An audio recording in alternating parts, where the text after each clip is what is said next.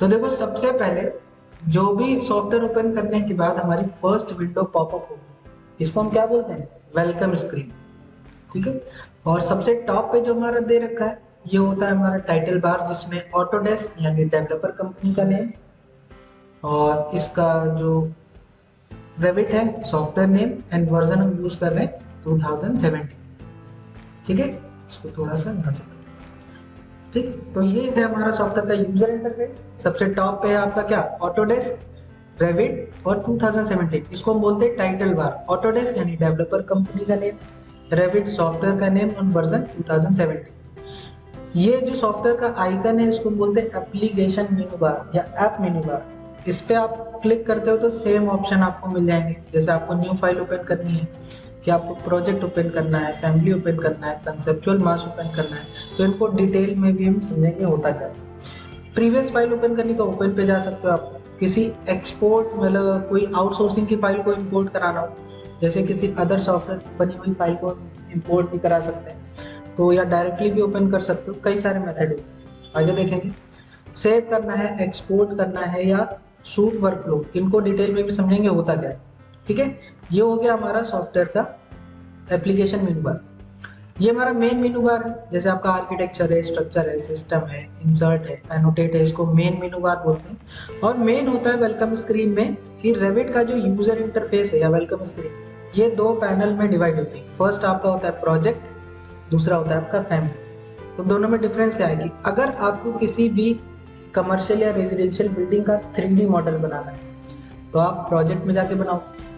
अगर आपको उस प्रोजेक्ट में यूज होने वाले कंपोनेंट्स, कंपोनेंट का मतलब जैसे डोर है, विंडो है, ठीक है, स्टेयरकेस है या कोई लाइब्रेरी है, तो अगर आपको अपने प्रोजेक्ट से रिलेटेड कोई भी लाइब्रेरी बनानी है तो उसको हम फैमिली में जाकर क्रिएट करें। ठीक है, तो सबसे पहले हम बनाना सीखेंगे प्रोजेक्ट और उसके बाद फैमिली। ठीक, तो अब सबसे पहली चीज आती है इसमें कि हाउ टू स्टार्ट या how to open a new file. ठीक, हाँ, इसमें एक और चीज ध्यान रखिएगा कि जब हम प्रोजेक्ट बनाते हैं तो उसकी फाइल का एक्सटेंशन होता है, जैसे फाइल का नेम हो गया ड्राइंग नंबर 1 और RVT डॉट RVT, जैसे ऑटोकैड में एक्सटेंशन क्या होता है, RFA, और आपके इसमें होता है एक्सटेंशन फाइल RVT। तो अगर आपकी फाइल RVT है तो वो रेविट का प्रोजेक्ट है, अगर आपकी फाइल RFA है तो वो रेविट की फैमिली फाइल है। ठीक, तो ये दोनों में डिफरेंस अभी डिटेल में भी आपको पता चलेगा कि मान लीजिए हमने गूगल से कोई उठाया, कोई भी प्रोजेक्ट डाउनलोड कर सकते हो, आज के टाइम पे तमाम वेबसाइट है जो अवेलेबल रहती है। तो वहां से जब आप डाउनलोड करोगे तो उसमें एक्सटेंशन सही देख के हम उसे ओपन करते हैं कि फैमिली आप फैमिली में जाके ओपन करेंगे और प्रोजेक्ट में जाके ओपन करेंगे। ठीक, अब सबसे पहला टॉपिक अपना डालो इसी के जस्ट नीचे कि how to start a new project. नीचे, ठीक है, नीचे अपना फर्स्ट टॉपिक डालिए कि how to start a new project, हम नया प्रोजेक्ट स्टार्ट कैसे करें। तो देखिए, प्रोजेक्ट स्टार्ट करने के लिए जैसे ऑटोकैड में जब आप बनाते हो तो वहां पे भी टेम्पलेट्स होते हैं ना, ACAD ISO, तो ACAD फॉर इंपीरियल यूनिट्स और ACAD ISO फॉर मीट्रिक, ये सब हम पढ़ चुके हैं। अब रेविट के अंदर भी सेम चीज होती है, बस वहां पे ACAD ISO था और रेविट के अंदर आपको क्या करना है, यहाँ पे देखिए बेसिकली टेम्पलेट दे रखा है, कंस्ट्रक्शनल टेम्पलेट, आर्किटेक्चरल, फिर स्ट्रक्चरल और मैकेनिकल टेम्पलेट। तो ये आपके प्री डिफाइंड टेम्पलेट्स हैं जिनको हम अपने यूज के अकॉर्डिंग क्लिक करके ओपन कर सकते हैं।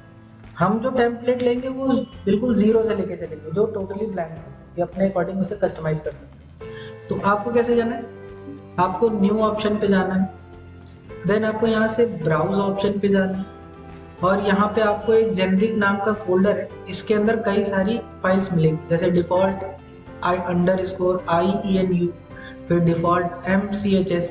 तो यहाँ पे आप जो डिफॉल्ट IENU यूज करोगे वो मीट्रिक यूनिट के लिए, सॉरी इंपीरियल यूनिट के लिए यूज करते हैं। ठीक, देखो इसको फिर से समझ लेते हैं कि हम यहाँ से जाएंगे न्यू पर, then select browse option, then select default IENU file for US standard, यानी अगर फीट और इंचेस में काम करना हो FPS में, तो हम यहाँ से डिफॉल्ट IENU को सेलेक्ट करेंगे। ये चीज नोट करें कि आपको कैसे जाना है, यहाँ से जाएंगे new, then browse option, then आपको जेनरिक फोल्डर आपको यहाँ पे शो होगा, और इसके अंदर जो आपका डिफॉल्ट IENU है इसका नाम लिखिए और इसके सामने ब्रैकेट में लिख लीजिए फॉर US स्टैंडर्ड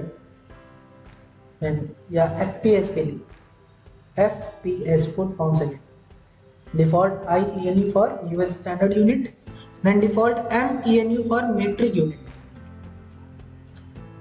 तो इन्हीं दो टेम्पलेट पे हमें फोकस करना है।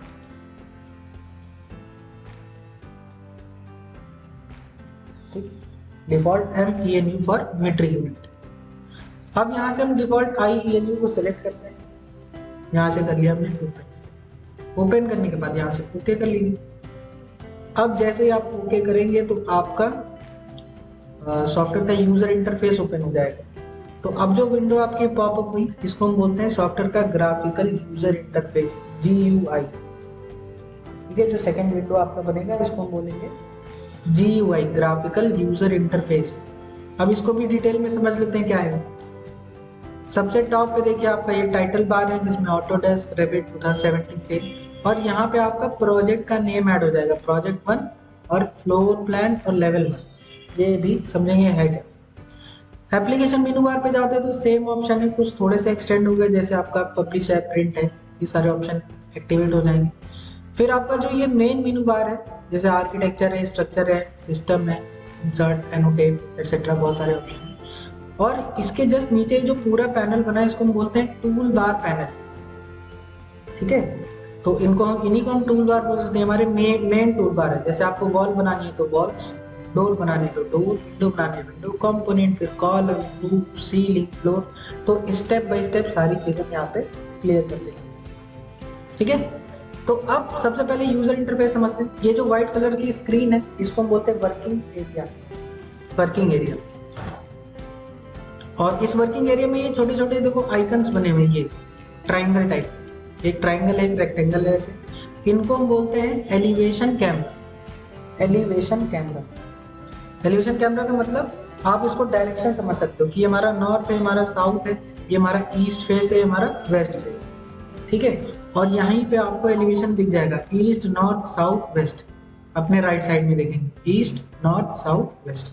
तो ये आपके एलिवेशन कैमरा, ताकि अगर हमने कोई भी ऑब्जेक्ट बनाया तो यहाँ से इस पे डबल क्लिक करके या हम इसके एलिवेशन पे जाके उसका उस साइड का व्यू देख सकते हैं। ठीक है, टॉप, फ्रंट, लेफ्ट, राइट भी आप इसे समझ सकते हो। नेक्स्ट, ये जो साइड में बना है इसको हम बोलते हैं प्रॉपर्टी बार। ठीक है, और जो आपके राइट साइड में बना है इसको हम बोलते हैं प्रोजेक्ट ब्राउजर। ये क्या है इनको समझिए। फॉर एग्जाम्पल अगर हमने यहाँ से कोई कंपोनेंट बनाया, उठा के ऐसे रख लिया, जैसे मैंने एक टेबल ऐसे रख ली। ठीक है, ये एक टेबल है, डेस्क है 60x30 का। अगर आपके वर्क स्पेस में कोई भी ऑब्जेक्ट रखा है या बना है, आप इसको जैसे ही सेलेक्ट करेंगे तो प्रॉपर्टी बार में उसकी ओवरऑल प्रॉपर्टी शो करता है। जैसे मैंने डेस्क को सेलेक्ट किया तो ये दिखा रहा है क्या है, हमारा डेस्क है। ठीक है, कौन से लेवल पे बना है, लेवल 1 पे बना है, और इसकी इंटरनल सारी प्रॉपर्टी यहाँ पे शो होगी।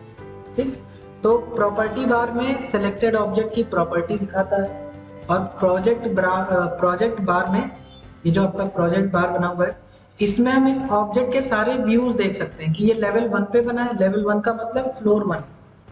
ठीक है, ग्राउंड फ्लोर समझ सकते हो आप। अब मुझे इस टेबल का फ्रंट व्यू देखना है। फ्रंट का मतलब ये हुआ, ये वाला व्यू, साउथ व्यू।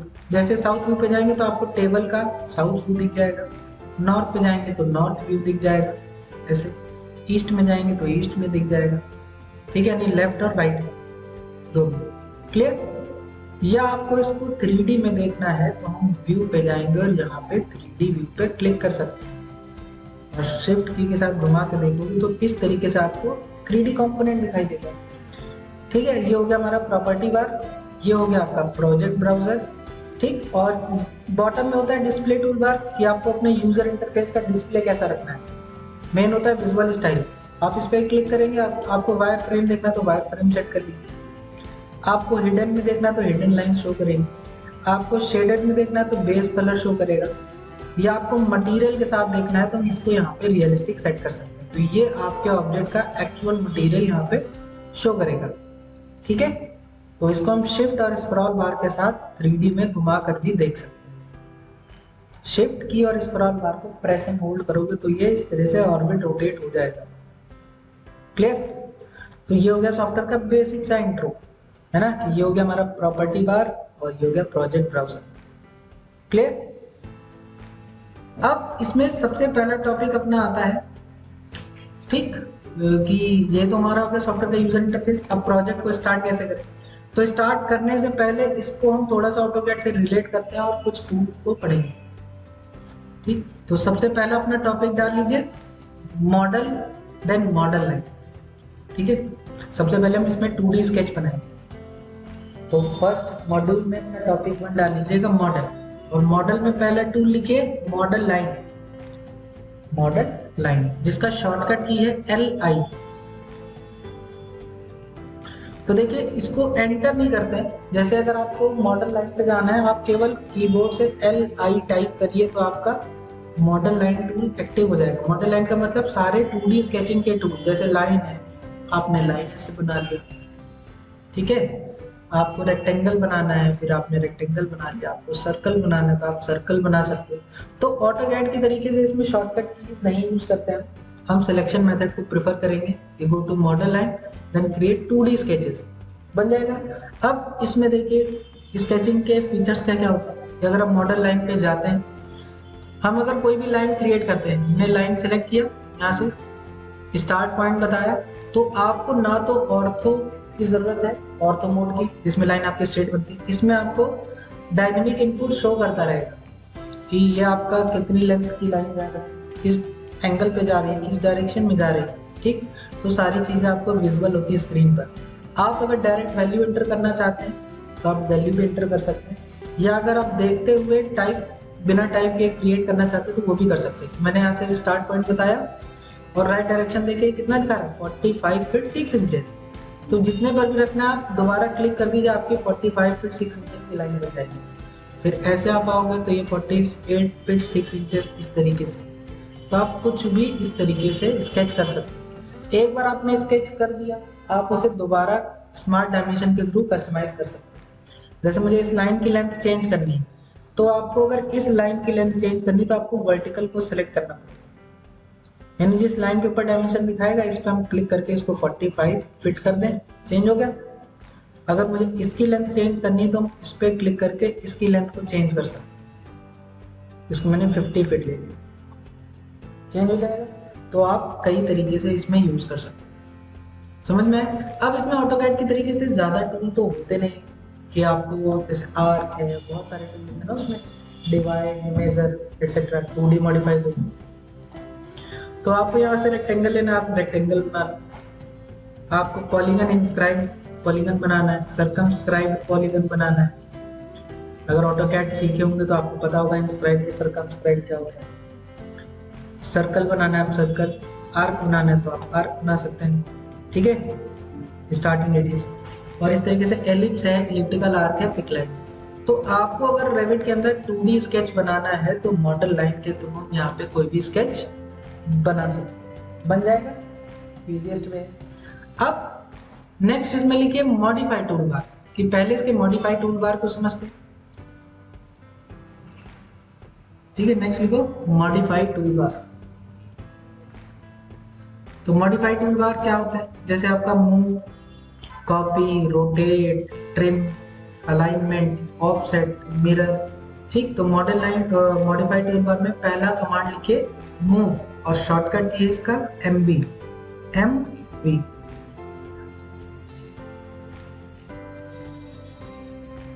तो जैसे आप ऑटोकैड में मूव कराते हैं सेम इसमें भी मूव होगा। क्या करना है? तो या तो MV टाइप करो या कमांड को सिलेक्ट कर सकते हो। हमने क्या किया, select command, then select object, enter, then specify base point. इसको कहां से उठाना है? मुझे सेंटर से उठाना है, और जितने भी पॉइंट पे डिस्प्लेस करना है वैल्यू भी दिखाई देगा, या आप रैंडम भी क्लिक कर सकते हो। तो ये अपने प्लेस से 25 फीट मूव होगा, समझ में आया? यानी select command, select object, enter, base point click and displacement point click. Clear? Same AutoCAD जैसा। नेक्स्ट लिखिए कॉपी, शॉर्टकट की लिख लीजिएगा CO। इसको डिटेल में नोट डाउन करने की जरूरत नहीं ना, ऑटोकैड आता है तो इस तरह से आप बना लो। कॉपी भी आपका सेम ही है, select command, then select object, enter, then base point click, then specify displacement point, आप क्लिक कर दो। तो इसने सिंगल ऑब्जेक्ट को कॉपी किया, यानी अगर आपको अगर दोबारा कॉपी करना है तो फिर से कमांड लेना पड़ेगा, जबकि ऑटोकैड में क्या था कि आप एक बार कॉपी लेते और जितनी बार क्लिक करेंगे उतनी कॉपीज जनरेट कर देंगे। इसमें अगर आपको मल्टीपल कॉपीज जनरेट करनी है तो select command, select object, enter, base point click करने के बाद यहाँ ऊपर प्रॉपर्टी बार में दिखाता है मल्टीपल। मल्टीपल ऑप्शन को हम टिक कर लेंगे और जितनी बार क्लिक करेंगे तो उतनी मल्टीपल कॉपीज बना देंगे। क्लियर? हाँ, रेफरेंस बदल जाएगा, लेकिन आप डायमेंशन भी दे सकते हो या रैंडम भी क्लिक कर सकते हो। ठीक है, तो ये हो गया कॉपी, इजी है। यानी यहाँ पे क्या लिखोगे आप कि select command then tick multiple for multiple object. Multiple option को टिक कर लेंगे तभी इसकी मल्टीपल कॉपीज बनेगी। नेक्स्ट लिखिए रोटेट, शॉर्टकट की है RO।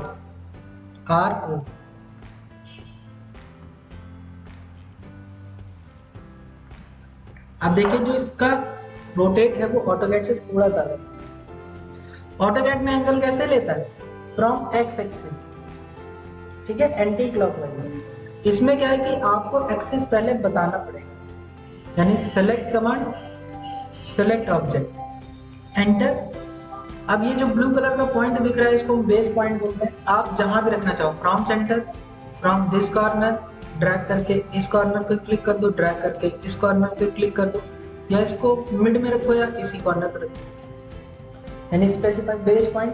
फिर आपको बेस एक्सिस बतानी है, ये जो ब्लैक कलर की लाइन दिख रही है, तो बेस एक्सिस पे आप क्लिक करोगे, then specify location.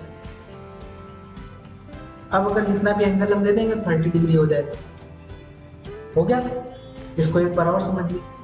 Select command, select object, enter, base point मैंने यहां दे दिया। अब हमने बेस एक्सिस पहले से ऐसे बना दिया, अब जो एंगल लेगा वो इसके बेस एक्सिस से कैलकुलेट करेगा। ये एक्स एक्सिस से कैलकुलेट नहीं करता, जैसे आप क्लिक करोगे तो वो वहां से 45 डिग्री पे रोटेट होगा। आप वैल्यू एंटर कर दीजिए,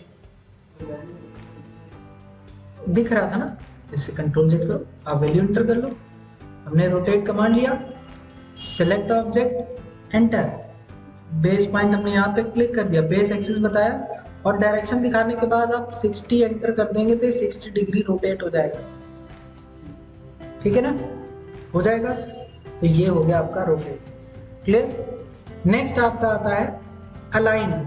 अलाइन कमांड लिखिए, शॉर्टकट की है AN। ठीक, अलाइन के लिए क्या करना है आपको? देखो, अलाइन आप 3D से समझो। अलाइनमेंट का यूज समझते हैं ना कि मान लीजिए एक कमरा है, उसमें कई सारी चेयर रखी है और उसको उसकी वॉल से अलाइन करना है।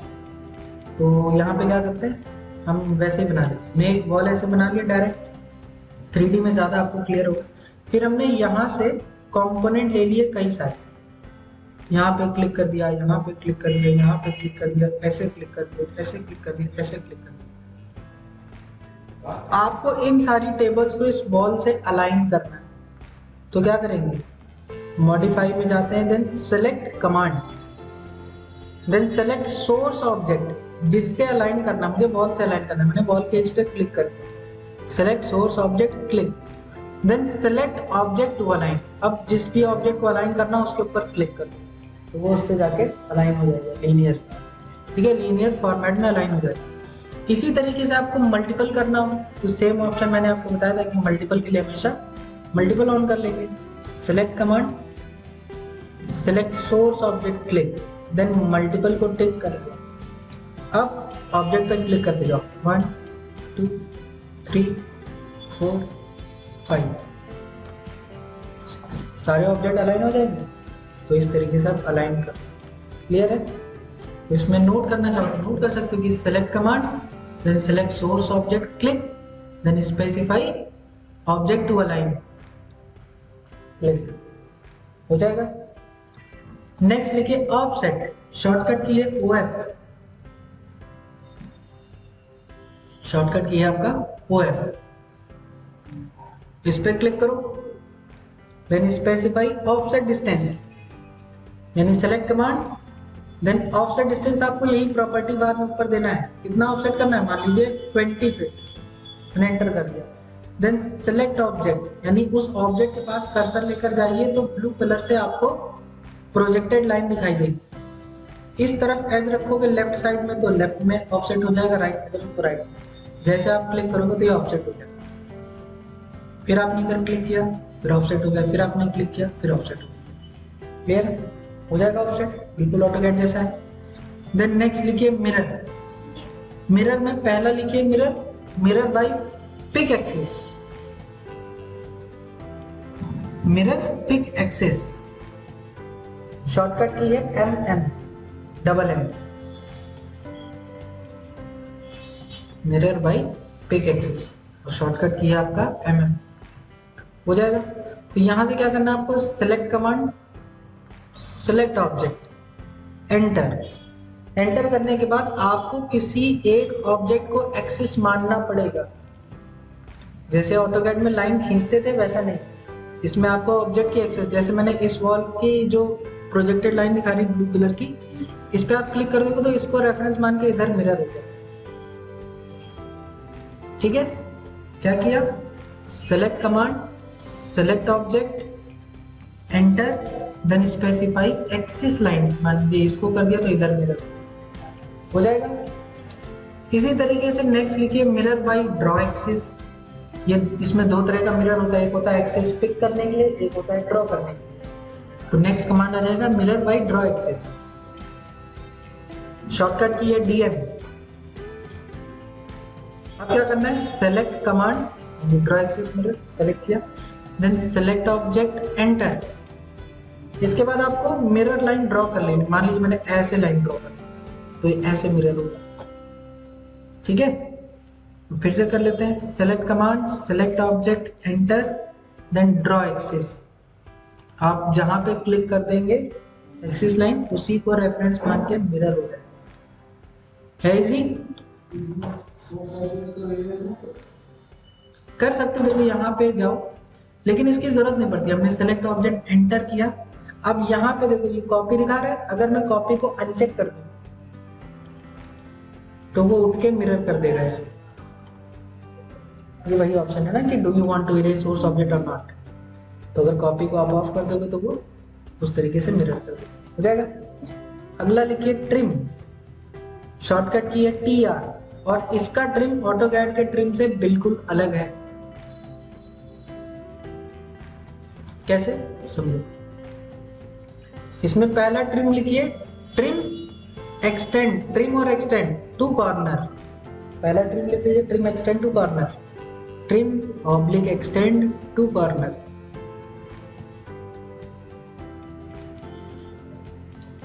Trim extend to corner. देखो यहाँ पे कुछ ऑब्जेक्ट बना लेते हैं प्रैक्टिस के लिए। तो देखिए इसका काम क्या है कि अगर मैंने कोई ऑब्जेक्ट ऐसे बनाया जो एक दूसरे को इंटरसेक्ट कर, एक हमने बनाया जो एक दूसरे से थोड़ा सा डिस्टेंस पे, ठीक। तो जो रेविट का आपका ट्रिम है ये डिफर ऐसे करता है, अगर ऑटोकैड में ट्रिम करना होता है तो जिस पोर्शन को हम ट्रिम करना चाहते हैं उसके ऊपर क्लिक करते हैं। इसमें उल्टा है, आप जिसको ट्रिम करना चाहते हैं उसको छोड़ देंगे, रिलीज कर देंगे। ठीक है, तो हमने पहला लिया, तो देखो पहले वाले ट्रिम का काम है केवल कॉर्नर क्रिएट करना। अब वो इंटरसेक्ट कर रही हो या डिस्टेंस पर हो तो वो कॉर्नर जनरेट कर देगा। जैसे पहले हमने select command, then select first object click, then second object click, तो इसने इससे जुड़े हुए कॉर्नर को जनरेट कर दिया, ये ट्रिम हो गया। यही चीज अगर मैं इस पे और इस पे क्लिक करूं तो इसने एक्सटेंड करके कॉर्नर क्रिएट कर दिया, यानी ट्रिम एक्सटेंड टू कॉर्नर। अगर इंटरसेक्ट करना है तो ट्रिम करके कॉर्नर बना देगा, और अगर एक्सटेंड करना है तो एक्सटेंड करके कॉर्नर बना देगा। क्लियर है, इतना समझ में आया? तो ये इसी तरीके से जब आप 3-4 बार प्रैक्टिस करोगे तो आपको इसका ट्रिम क्लियर हो जाएगा। यानी select command, then select object. अब मैं इस पे और इस पे क्लिक करूं तो इधर का पोर्शन, यानी जिसके ऊपर क्लिक किया वो बच गया और बाकी सब ट्रिम। ओके, इसी तरह आपका नेक्स्ट ट्रिम आता है, इसमें trim extend single element. Next देखिए ट्रिम एक्सटेंड सिंगल एलिमेंट, यानी आपको किसी स्पेसिफिक पोर्शन को अगर ट्रिम करना हो, मतलब क्या, हम चाहते हैं यहां से यहां तक की लाइन केवल ट्रिम हो जाए, ये जो वॉल बनी है। आप यहां से कमांड को सिलेक्ट करेंगे, सिलेक्ट कमांड, देन जिसको ट्रिम करना है उसको छोड़ना है, बताया तो मैंने पहले इस पे क्लिक किया जिसके ऊपर इंटरसेक्ट कर रहा है, then select object to trim, उस पर क्लिक कर दो जिसको बचा के रखना है, वो ट्रिम हो गया। इसी तरीके से मैंने इस पे क्लिक किया, फिर इस पे क्लिक कर देंगे तो ये ट्रिम कर देंगे। धीरे धीरे आप जब और प्रैक्टिस करेंगे तो आपको क्लियर हो जाएगा कि रेविट का जो ट्रिम है ऑटोकैड के ट्रिम से उल्टा है और कुछ नहीं है। समझ में आया? अब यही काम आपको अगर मल्टीपल फॉर्मेट में करना, जैसे मुझे इसको कॉर्नर को जोड़ना था, मैंने ऐसे फिर ऐसे करके एक्सटेंड कर दिया दो पार्ट। आपके पास अगर इस तरीके से बना हो जैसे मल्टीपल ट्रिम करना हो, तो जो थर्ड वाला मल्टीपल है वो ऐसे ही काम करेगा। हमने यहाँ से लिया मॉडिफाई में मल्टीपल ट्रिम, यानी ट्रिम एक्सटेंड मल्टीपल एलिमेंट, फिर select source object click, then select object to trim first second third fourth, trim कर दिया मल्टीपल, इस तरह से हो गया। क्लियर? अब इसमें एक और चीज आती है, अगला लिखिए स्प्लिट, ये हो गया ट्रिम। नेक्स्ट कमांड लिखिए स्प्लिट, शॉर्टकट की है SL, स्प्लिट एलिमेंट। किसी जैसे ऑटोकैड में आपने ब्रेक एट पॉइंट पढ़ा है, किसी की दी हुई लाइन को स्पेसिफिक पॉइंट से ब्रेक कर देना, ये वही है। इसका यूज हम करते हैं ब्रेक एट पॉइंट के तरीके से, चाहे वो 2D हो या 3D, सबको स्प्लिट कर देना, तोड़ देना। तो यहाँ से जाते हैं, सेलेक्ट कमांड या SL टाइप कर लो, फिर जहाँ पे आपको स्प्लिट करना हो, यहाँ पे आप जितनी बार क्लिक करोगे वहाँ से वॉल देखो स्प्लिट हो गई, ये अलग हो गया, ये अलग हो गया, ये अलग हो गया। क्लियर? हमने इसको तोड़ दिया, पहले सिंगल लाइन था, इसको हमने ऐसे ऐसे तोड़ दिया। इसके बाद अगर आप चाहते हो कि केवल यहाँ से यहाँ तक का पोर्शन हमें ट्रिम करना हो, तो कैसे ट्रिम करें? अगर हम यहाँ से सेकंड वाला ट्रिम लेते हैं, अगर हम इधर क्लिक करेंगे, सॉरी यहाँ से लिया, इस पे क्लिक करके इधर, तो ये पूरी लाइन गायब, जबकि ये हमें नहीं चाहिए। हम चाहते हैं केवल यहाँ से लेके यहाँ तक का पोर्शन ही ट्रिम, तो इस तरह के ट्रिम के लिए आपको स्प्लिट का यूज करना पड़ेगा। पहले इसको ब्रेक कर लेंगे, अब अलग अलग ट्रिम करते, इस पे सेलेक्ट किया ऐसे, इस पे सेलेक्ट किया ऐसे। तो कहीं पे अगर आपको इस तरीके से नीड करना हो कि ऐसा ट्रिम जो दो ऑब्जेक्ट पे कनेक्ट, तो वहाँ पे पहले स्प्लिट करेंगे फिर ट्रिम कर लेंगे, हो जाएगा। प्रैक्टिस करोगे धीरे धीरे याद हो जाएगा। क्लियर? अगला लिख लो स्प्लिट विद गैप, कि आपको स्प्लिट करना हो गैप के साथ।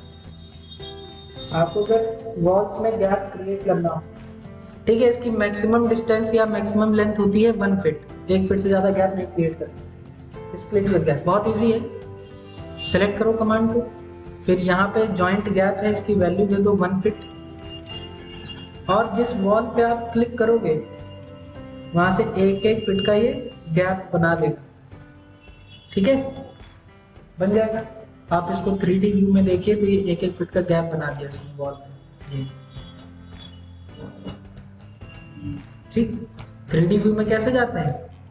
व्यू में जाते हैं और होम पे क्लिक कर देंगे, लेवल 1 पे थे, आप यहाँ से व्यू में जाओगे, देन ये जो होम बना है इसके ऊपर क्लिक कर दोगे तो आपका 3D व्यू आ जाएगा। क्लियर हो गया स्प्लिट विद गैप। और इसमें लास्ट मॉडिफाइड टूल में लिख लीजिए पिन और अनपिन। पिन लिख लीजिए, शॉर्टकट की है PN, यानी किसी ऑब्जेक्ट को लॉक कर देना या पिन कर देना। तो अगर मैं इस वॉल को ऐसे पिन कर दूं इस पे जाकर, तो ये डिलीट नहीं होगा। जैसे आप डिलीट बटन प्रेस करेंगे तो नोटिफिकेशन दे रहा है क्या, pin object were not deleted, delete them unpin them before using delete. आपका पिन ऑब्जेक्ट डिलीट नहीं होगा। अगर आप उसे डिलीट करना चाहते हो तो पहले अनपिन करिए। तो यहाँ से अनपिन कर लेंगे, UP टाइप कर लोगे या क्लिक कर लोगे, इजी ऑप्शन। ठीक है, तो पिन के लिए PN और अनपिन के लिए UP, ये शॉर्टकट की है। नेक्स्ट आपका डिलीट है, शॉर्टकट की D, तो या तो आप सेलेक्ट करके डिलीट बटन प्रेस कर दो या D टाइप कर दो या क्रॉस पे क्लिक कर दो, तीनों में से जो आपकी इच्छा हो। तो ये हो गए हमारे मॉडिफाई टूल बार। अब इसमें आपका बचा एरे और स्केल, वो हम नेक्स्ट टाइम पे इसका यूज कैसे करना है। क्लियर है? तो इतना समझ गए ना कि सॉफ्टवेयर का यूजर इंटरफेस और मॉडल लाइन की 2D स्केच हम कैसे बनाएंगे। देन हमारा ये हो गया मॉडिफाइड टूलबार। इतनी चीज़ों की प्रैक्टिस कर लीजिए, फिर आपका हम Revit आर्किटेक्चर स्टार्ट करेंगे फ्रॉम जीरो। क्लियर? अब इसमें एक और चीज़ लिख लीजिए, लिख लो। चलिए नेक्स्ट सेशन में बता, इतना पहले प्रैक्टिस कर लो उसके बाद, ठीक है? तो कल के सेशन में मिलते हैं। Okay, tata bye bye.